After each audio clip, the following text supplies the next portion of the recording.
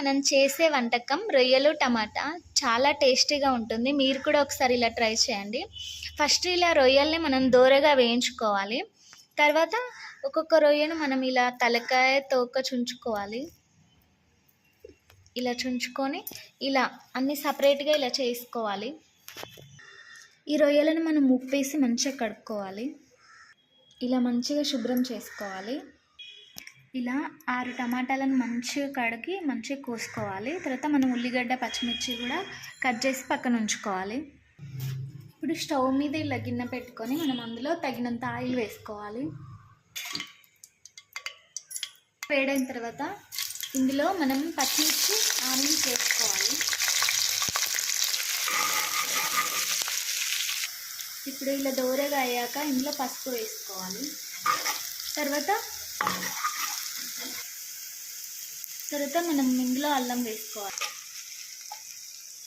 ఇలా మంచిగా కలబెట్టుకొని మనం ఇందులో ఈ రొయ్యలను అందులో వేసుకొని మంచిగా వేయించుకోవాలి.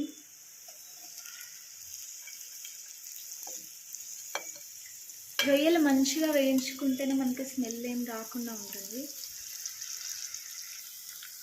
ఇలా మంచిగా రొయ్యలు గోలిన తర్వాత ఇందులో మనం టమాటాలు వేసుకొని మంచిగా మగ్గించుకోవాలి.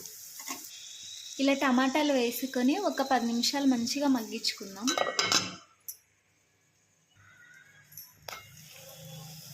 చూడండి మంచిగా దగ్గరికి వచ్చింది.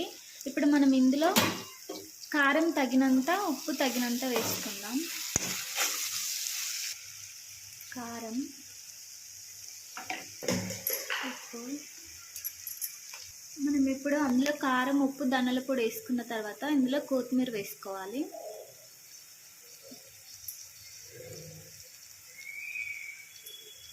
మంచిగా నూనె పైకి వచ్చే వరకు ఉంచుకొని ఆఫ్ చేసుకోవాలి. చూడండి కూర రెడీ అయిపోయింది. నూనె పైకి వచ్చింది. ఎంతో టేస్టీగా ఉండే టమాటా రొయ్యలు మీరు కూడా ఒకసారి ట్రై చేయండి. చాలా బాగుంటుంది. చూడండి మీరు కూడా ఒకసారి ఇలా ట్రై చేసుకోండి. రొయ్యలు టమాటాలు చాలా బాగుంటుంది. నచ్చితే లైక్ చేసి సబ్స్క్రైబ్ చేయండి. Thank you.